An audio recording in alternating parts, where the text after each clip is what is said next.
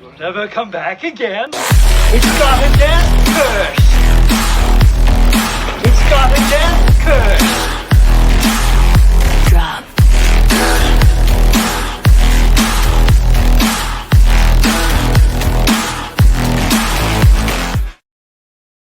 Welcome in to the Death Curse Club. I am owner-operator Zach Hilton, and with me on this week's episode is the wonderful, the talented, the amazing, the so stupendous one, Brooke. That's me. That's her. Is it weird that we still do that intro? No. Okay, just That's making sure. my thing. That's your shtick. Yeah. No You matter do what that show shtick. I'm on.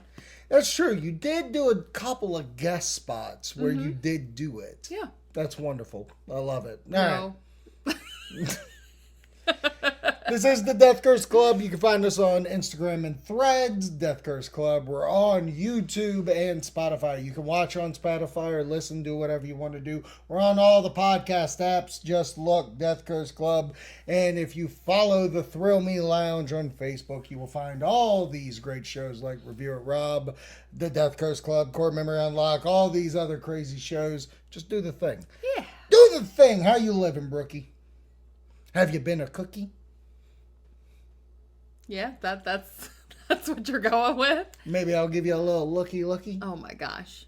I'm doing pretty good. Yeah? Doing pretty good, yeah. Good. Well, we have a tight episode today. Yeah. So I know, we got a little, we can play around a little bit. Oh. It's not all just business here. We can play around a little bit. We do have things to talk about. Yeah. We have news of Buffy the Vampire Slayer, creep tapes, and then we're going to review Hard Eyes, which we saw in theater this past weekend. So I can't wait to get into that specifically because Took I me have out for Valentine's Day. No, well, but that's this weekend. That's this weekend, okay? This one was This one was for me. Oh. Next one's for you. You know what I mean? I did do a little back-to-back. I did do... Last week I watched the original My Bloody Valentine, and then I watched the 2009 remake, which I wanted to kind of get into that mode for the movie. So Right. we'll dive into that during the reviews and such. Makes sense. Well, let's get into this How are you episode. doing? You asked me. Let me ask you. That's so nice of you. I am No one trying. ever asked me how I'm doing. Oh my god, I almost died. How are you doing? I just literally just told you. I almost died. No, I'm doing swell. I feel like after the Super Bowl, Yeah. a lot of things went my way. Mm-hmm. We're really ramping into like so many horror movies. Like, Yeah. it's such a weird time that we live in where horror movies, and maybe that's why I do kind of gravitate towards Hard Eyes so much, is that a lot of horror, like I saw last week, Companion, and then, other movies that are just they're taken so seriously now. Yeah. So, watching all these trailers, seeing things like Mathregan 2.0's teaser, Yeah. I'm living for the fun of horror. As much as I do love horror that's taken seriously, like Substance, Right. I'm loving the kind of, already it's the beginning of 2025, and we have like a plethora of different versions of horror. I think it's going to be a huge year for just horror in general. Well, it kind of reminds me of going back to, the Jasons and while there are levels of that's like very intimidating and like that stalker and scary aspect. Yeah. There's also this aspect of like a little silly, funny, not funny, but like... Yes. It doesn't take itself too seriously. Yes, like I said. Thank you. That's what I was looking for. Like that, like, okay, this isn't... It shows different aspects of horror, and again, I'll get into why I say the things I do for that. Let's do the news topics, if you will, that we have. Bring it on in. I'm gonna bring it on in, and the first thing that I want to just mention, get out here, the Creep Tapes, which was a Shudder original. You have not seen. Okay, I'm gonna have to do a quick little catch up for you in case if the public doesn't know either. There was a independent movie called Creep. Okay. And it's a found footage style horror movie that stars Mark Duplass. and it's him and his friend wrote it, and it's literally just a guy and his camera, and they meet Mark Duplass, and spooky shit happens. And it was just an underground kind of hit, and then they made a sequel, Creep 2. Same kind of thing, This time different it's elements. personal? Yeah. There's different elements added to it, which I enjoyed. Okay. I remember loving both the movies because I only have seen Mark Duplass before on The League. Like, he was one of the stars, and if you can kind of see his jumble face, he's also the director in The Morning Show. Yes. So, like, I have love for the comedic aspect of Mark Duplass. Once again, he brings comedy into horror in a very almost, if Michael Scott was a serial killer way. That's kind of how his character is. No, I get that. Okay. So, Shudder in the Creep. in the Creep movies. Okay. They did a TV show. Shudder put out a Creep Tapes TV show, 6 episodes. Wow, okay. All individually based, but there was like a through line in the later halves of the episodes, which I highly enjoyed. And when I went into it, I was like, there's no way they're going to be able to capture Creep in tighter episodes and make a whole series. Prove me fucking wrong. Because it was in my top 10 TV shows of last year. Wow. I loved it so much. Wow. Okay. So they announced this week season 2 is coming out. And I think when that ball starts to rolling, we get you on the Creep bandwagon. Get you to do the movies. Get you to do the season 1. That leads us right into season 2. I think you would enjoy it. I think Mark Duplass's Michael Scott craziness would get you in. You would get creeped out, but then at some point you're going to be like, what the fuck? And love it. Really? Okay. Yeah, I think you would love it. Okay, I'll think about it. All right. So I know you don't have a lot that you can go off of that, obviously. But for me, for you to say that it was like a top 10 overall show for you for last year, and we watched a lot of shows. Yeah. That warrants. And usually, here's what I will say. Usually, like, you steer me away. Like, when we think about things that you watch for horror, there are things that you're like, listen, I'm going to watch, don't you worry. Right. And you do that. And there's times where you come back and you're like, hey, watch, this is great. Right. Check this out. Right. Or, you really missed out. This is something that you need to watch.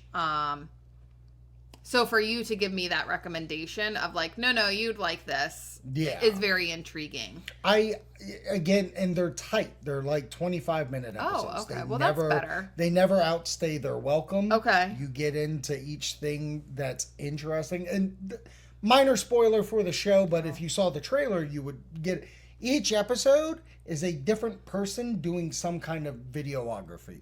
So like some guy's watching the birds and then he shows up and shit goes awry. Then another guy gets hired to be a director of a horror movie. Boom, this guy's the one who booked him. So it's never him doing the filming. It's always someone else. Oh.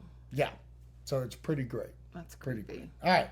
Let's get into. So they have a season 2 now. Yeah, when does that start? Out. That's the only thing. Okay. If I was a guessing man, and if they were kind of smart, because this came out in October, I would really like them to push forward to get it out by this coming October. Okay. It's such a simple idea. You could get out, like, there's hardly any like special effects or anything like that. Okay. Found footage. You don't need to do color grading and stuff. I think you could get it out quickly if they worked on it. But if I was a guessing man, I don't think it comes out until 2026. So, but let's get to our main news story that rocked my world last week. Yeah. I showed you Buffy the Vampire Slayer is in potential sequelized reboot show. Yep.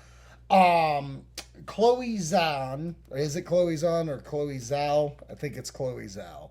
Chloe Zhao, who directed, she directed The Eternals. Okay. Yeah, so it's Chloe Zhao. She directed Marvel's Eternals. She also did an Academy Award winning film at some point. I don't know what it's called, but it was around.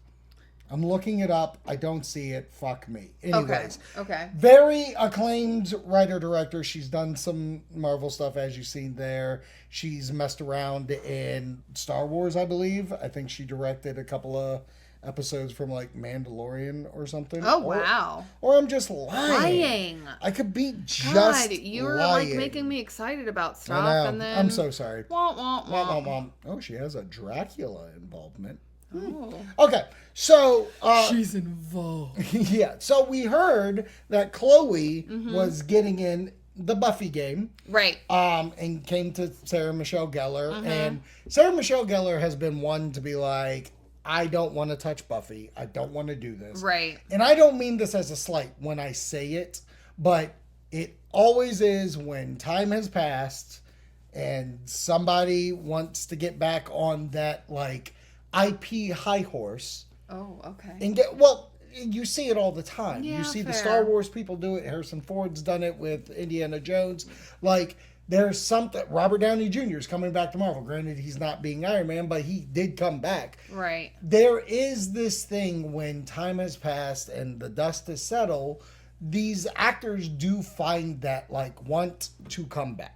So that makes sense, though. Right. Like, when you're, sometimes I feel like when you're in the crazy world, yeah, it can be overwhelming and can be too much. Yeah. And it's a situation when you're like, I need a pause. I think we're done. I don't know where else we're going to go from here. Right. And then, like, when you said the dust settles, it's been settled for a while, and it's like, you're reminiscing. Yeah. Right? I'm missing the good old days. Kind of even like when you think about, like, Friends. Now, mind you, they didn't, like, boot it back up again, but they did, have that reunion. Show. Yeah. Yeah. Well, they were smart enough to be like, there's no way we're going to be able to top this. Right. People have moved on. Yeah. Actors are different. They look different. They look completely different. One's dead now. Oh, my God. You really just can only do this reunion, which I completely understand. He was there for that. Yes, he was. But why do you think it was that reunion? Oh, Jesus. So, that was all that was said. And I was already pumped on that. Yeah, you were. Earlier in the week, a couple of days ago, Sarah Michelle Gellar went to her Instagram. She showed a picture of Buffy. And then she actually, that picture's up so you can't see this. Oh. That's right. That's right, mother suckers. Buffy herself, Sarah Michelle Gellar, went, this is so huge. Okay. That's not what she said. Sarah Michelle Gellar put a post on her Instagram and it says, so you might have heard some news this week, but I realize you haven't heard from me. 3 years ago, I got a call from my dear friend and mentor, Gail Berman. She told me that she wanted me to sit down with Chloe Zhao and hear her take for a potential Buffy revival. I was blown away that Chloe even knew who I was, but as I've always done, I told Gail that I just didn't see a way for the show to exist again. We'd always been aligned to that, but this time I heard something different in her voice. I eventually agreed to go mainly just to meet Chloe, and our 20-minute coffee quickly turned into a 4-hour adventure. We laughed, we cried, but mostly we both talked about how much this show means to us. While I didn't agree to anything at the meeting, I did shock myself by agreeing to continue the conversation. These conversations did, in fact, continue over the next few years, and eventually we added the incredible Nora and Lila Zuckerman to our little tribe until ultimately, one day we landed on an idea. Dun, dun, dun! I have always listened to the fans and heard your desire to revisit Buffy and her world, but it was not something I could do unless I was sure we could get it right. This has been a long process and it's not over yet. I promise you, we will only make this show if we know we can do it right. And I will tell you that we are on the path there.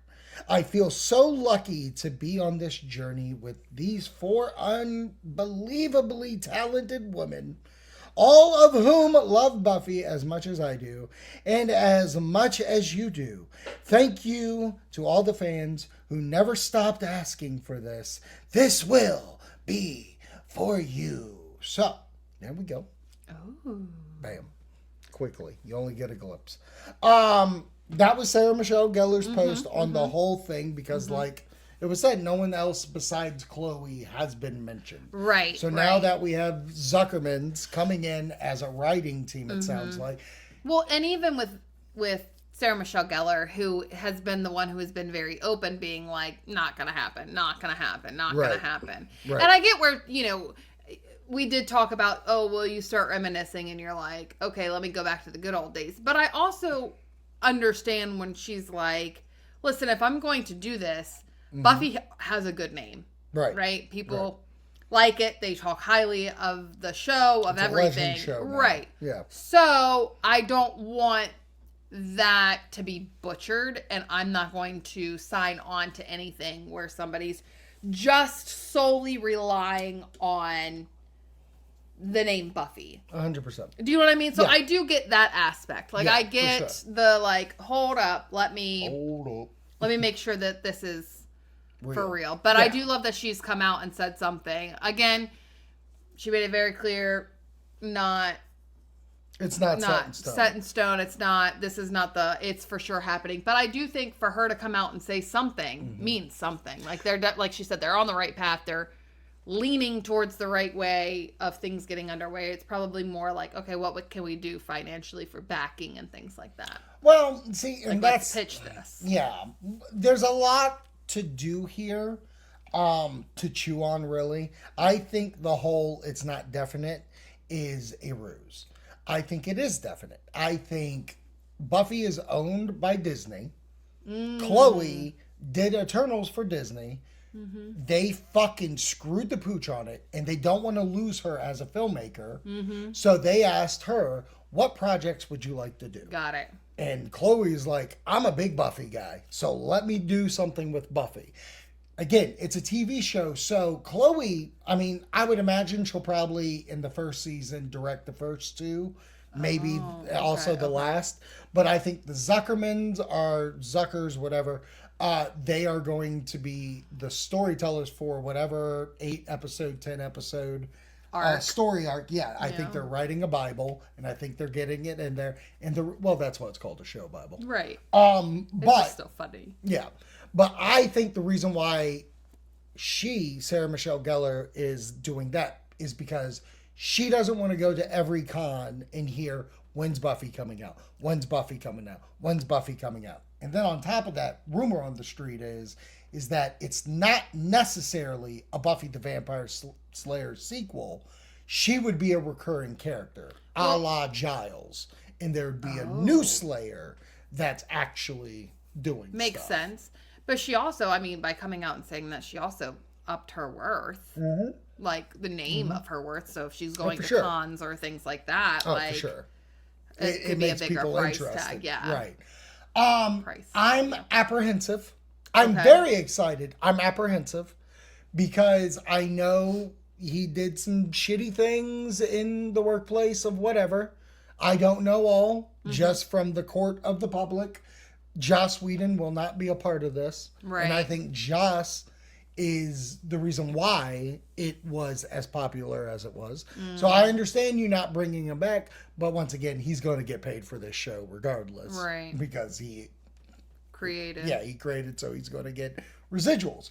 But I feel good that Chloe, who I think is a great, as much as I don't like Eternals, that has nothing to do with her as a director and filmmaker. For sure. And I think can completely handle that as main producer.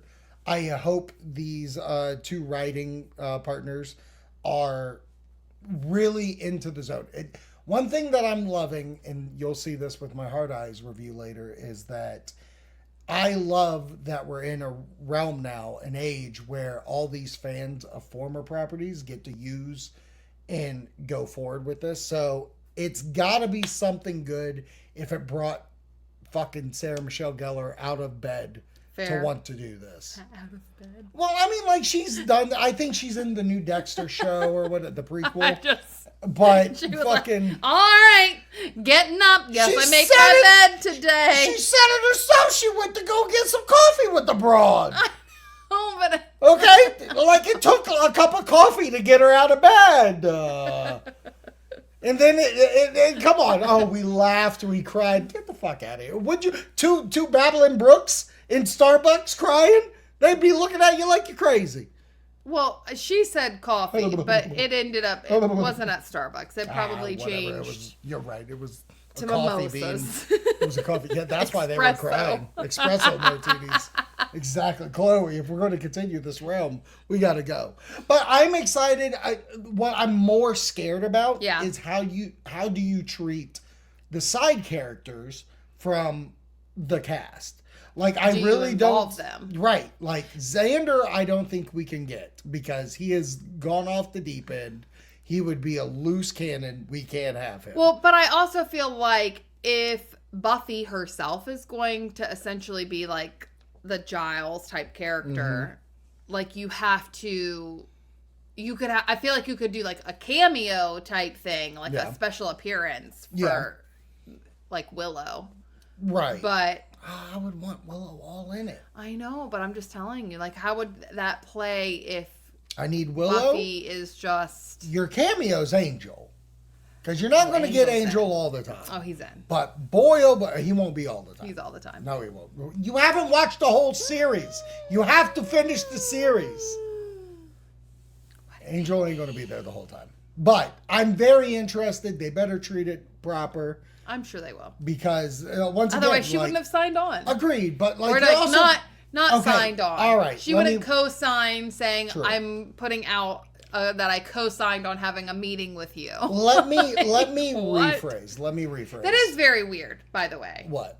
Like, even thinking about it, I know that, and I know you said she wouldn't have said anything unless it's like greenlit in a sense. Right. But at the same point, like, she came out and was like, so there was some coffee.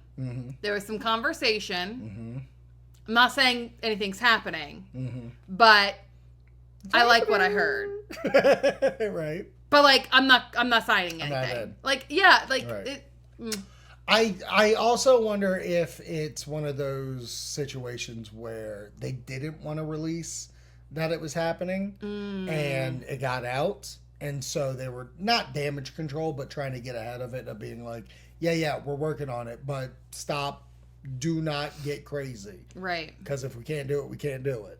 You know what I mean? Listen, if you learned one thing, just release some footage. What are you doing? The Deadpool? Right? Yeah. Jesus. Release some footage. I'm so. It's so funny. When I heard the news initially, I was so excited. And talking. I'm sorry. I'm getting more apprehensive. It's not you. It is me. I brought the apprehension because you were excited. What did you bring? I'm reading her statement. I made you question things. It's just more so now I'm actually sitting here and seeing what they can do with people. Like I was trying to say. You're processing. Well, I was like, once you brought up the fact of like, you know, oh, Angel's got to be in it. No, the fuck he don't. And no, the fuck he don't. Not in the way of like, because of contracts, that would upset me. But I'm talking like the way they finished Angel, the way the comic series goes on. Like I get the comic stuff won't be canon, but the way they ended Angel, that's where I'm going to get fucking upset. Well, no shit. No shit. Anyways, can't wait till it comes out. It's a great now, if she doesn't sign on, I say, I love you. Thank you for coming on and like giving us your blessing. Moving on with a new Buffy or for new sure. Slayer. For sure. It's such a good property that's ready for that kind of reboot idea in the world we're in now. Yeah, that's what I was about to say. Let's go. Let's just go. All right. What say you? Are you excited about Buffy? Do you want the Buffy reboot to happen, sequel series, whatever you say? Do you want Sarah Michelle Gellar to be a part of it? Right. Right. Do you? And who else would you want? All right. Is Angel there? Spike? Spiky there? Spike. Exactly. You don't know. You don't even know. All right. I know a little. You know a little bit. Right. This episode is brought to you by FRIGHTMARE. FRIGHTMARE presents Heartstopper on February, what we got here? February 14th and 15th. God damn it, I got to put on these cheaters. I didn't want to do it. February 14th and 15th, $15 cash, $20 card from 7 to 9. They're doing it. There's a $10 add-on for Extreme. All love will be lost. I talked to Mark about the event. Crazy. He has updated 3 rooms already unrecognizable from the previous season, 2024 season of FRIGHTMARE. He's already got 3 rooms redesigned, ready for you. So if you want to check out FRIGHTMARE, which is in Chesapeake, 1905 South Military Highway, Chesapeake, Virginia, 23320. Go check them out. February 14th and 15th. Well, you know what? I remember a little. You know what? You know a lot of? What? Hard Eyes, because you went to theater to go see this movie, Bing Bang Boom. All right, really? This looks like this. I'm mad you're half hard-eyed. Well, because it's on the other side. Yeah. All right, so the basic plot of this, for the past several years, the Hard Eyes Killer has wreaked havoc on Valentine's Day by stalking and murdering romantic couples. This Valentine's Day, no couple is safe. So that's the basic plot of this. Yeah, that was very basic. Very basic, which we should Yep. do. I don't know if... I don't want to do spoilers because we don't No. necessarily have to do spoilers. I don't think we need to do spoilers. So, what are your, were you anticipating this movie, or was this one of those, Zach wants to take me to a horror movie and I have to pick one and this is the one? No. What is this to you? I would say maybe somewhere in the middle. Okay. Like, I wanted to go see this. Right. Like, it looked right up my alley of okay, this is that fun horror, kind of like what you had said before. And so I was looking forward to it, especially when we had made the decision to see it earlier and it not be a legit Valentine's Day we movie. saw this at 12 p.m. on Saturday. Yeah. It came out. Yeah. In the middle of the day. Yeah. But I said this in the theater. I was like, oh man, this would have been that movie that would have been good for a Friday night. With the crowd that type of atmosphere. I feel like I would have thoroughly enjoyed that Friday night. Everybody's reaction. Yeah, reaction to things. I was looking forward to it. And I know you were heavily looking forward to it. You were super stoked, super excited. I'm going to give a shout out to Rob's review. Uh-huh. Because he mentions it, where this was a perfect slasher idea for the 1980s. Yes. For all the copycat movies of Friday the 13th and Halloween, this would have been one of those copycats. Just like My Bloody Valentine, which is why I wanted to watch My Bloody Valentine earlier in the week, because really it was me trying to be like, okay, is this going to be eerily similar to those movies? And lo and behold, I do not, because I think, just like how Rob said, where it's like an 80s idea, what I said earlier about, I love that we live in a time where people who took those B movies take them to heart and love, because director Josh Rubin said his big motivation for this is his movie that he wanted to make the Hard Eyes Killer to be like was Jason from Jason Lives. Okay. Where he was one of his favorite things was he had a tool belt in that movie. Yeah. And so his one thing for the Hard Eyes Killer, because talking to the writers, he was like, I want them to have shit everywhere. I want knives out of this pocket. No, and I it want a makes machete sense here. too. And then even the shots of how he was conducting the Hard Eyes Killer was very Jason Voorhees. Yeah. It was very following him in that. Yeah. We're following through the eyes. That's very early that was on. so cool. Friday the 13th kind of stuff. My favorite bits about this movie, though, is, yes, I love the horror aspect. It was the comedy. Because once again, Josh very Rubin well timed. has a lot of comedy in him. His movie previously to this was, oh God, I can't scare me. But the one before that was Werewolves Within, which was a comedy movie trapped in a horror movie. My favorite bit of this was a romantic comedy that got hijacked by a horror movie. Yeah. Because I could see our two leads just doing a rom-com for a Hallmark movie, and it would just play out like it would have. But this gets hijacked within of them being a romantic couple, even though they're not. Like, minor spoiler, but like they are going to work together. Yeah. But they end up in the crosshairs of the Hard Eyes Killer, and that's where the adventure goes. I think the gore in this is really good. Oh, good. It's really good. I think the actual comedy of it, there's a bit with an ambulance scene worker. I lost my mind because you could just tell it was like improv, and the way they were conducting themselves, I was just blown away. You did. You had some pretty good laugh out loud moments. Yeah, you because did. From the moment this movie starts with the soundtrack, because that is another element that I thought was fantastical. Yeah, they just didn't. Great word. They didn't let up with how, like, when you came in, you knew exactly what you were getting. I feel bad for the person that was like, oh, I'm coming in for straight horror, and it's not that. Yeah, no. Because boy, oh boy, if you want the fun time, this was it. I said this about Companion. I felt Companion was a really good movie to take someone who didn't want to, like, they're not big fans of horror, but this would work. I feel the same way about this if you're not squeamish. Okay. Because as long as you can handle some gore, you'll be just okay. a little gore, because like there are tense scenes. Yeah, there are, and there's some good, like you said, there's some good gore scenes. There are, and I was actually quite impressed with some of those scenes for the level that they ended up taking it. I didn't see that coming for the type of movie that we were watching. Like I was legitimately like impressed. Right. And what I love is this movie for me is they're not comparable. I'm not comparing these as movies. I'm just giving you ideas of what it is. Okay. If Ghostbusters is the comedy of a paranormal movie, just like Beetlejuice is, this is a comedy for slasher lovers. Okay, yeah. And that's what I love about it. If you love that genre, you should take this and love it for the ride it is.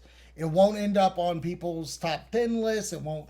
But for me, personally, I think that this is a jam I'm going to own and come back to multiple times. Yeah. One of the writers of the film and big, like, head of this was Christopher Landon, who is writer-director of Freaky, writer-director of Happy Death Day. It's wild to me that he was like, I can't direct this, and it's probably because he directed that movie Drop around the same time. But I love that he gave it to Josh Rubin. I think this is a very, very good vehicle for him to, like, land him to more theatrical movies. Because Scare Me was a Shudder, Werewolves Within was a VOD movie. So, like, I feel like this is his first theatrical movie launching pad, and I want more. Give me more, and give me more Hard Eyes. Like, there's got to be sequels.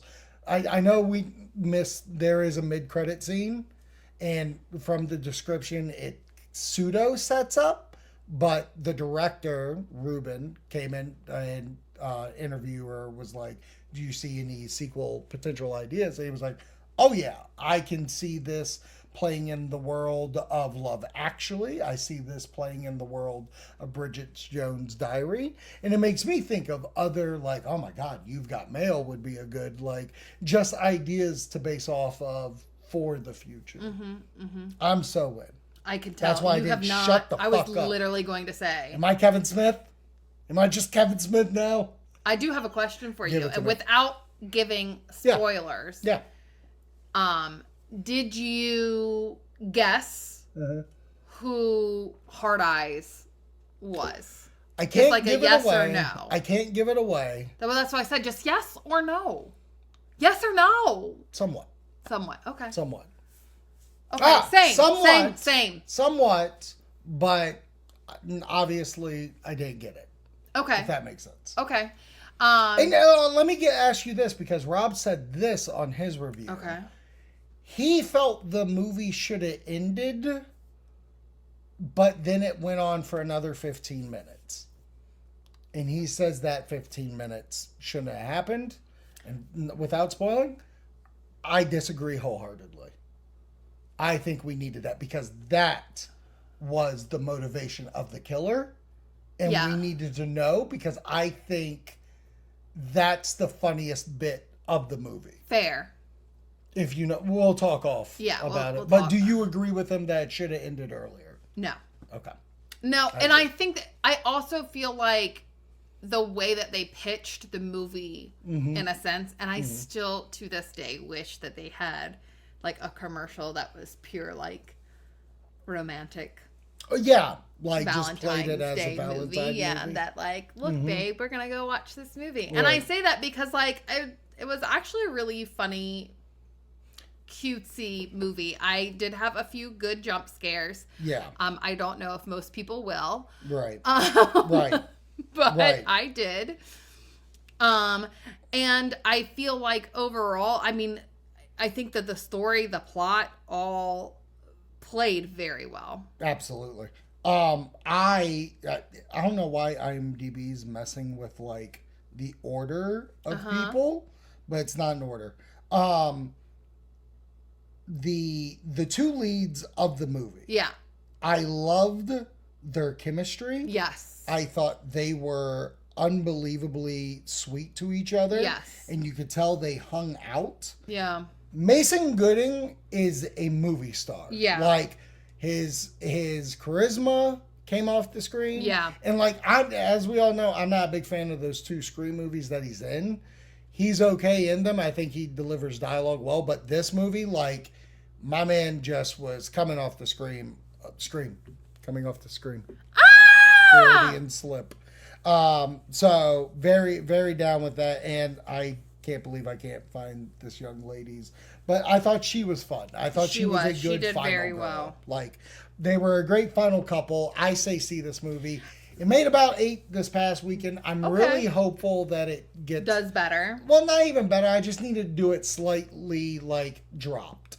Like, okay. Most movies get a second week drop, like, of 60%. But I do think... Give me that 40%. I do think that it has a good momentum in the sense of it being Valentine's Day, in a sense. Yeah, that's what I'm hopeful for. Yeah. I'm hopeful for the Friday, Saturday crowd.